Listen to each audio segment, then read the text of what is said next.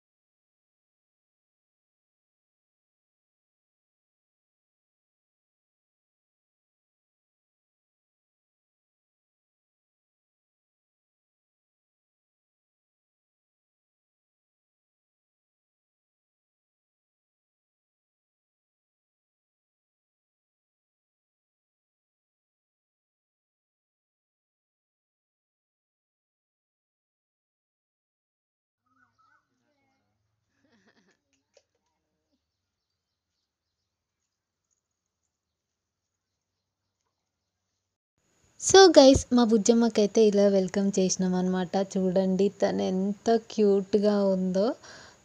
మా బుజ్జమ్మ క్యూట్గా ఉంది కదా.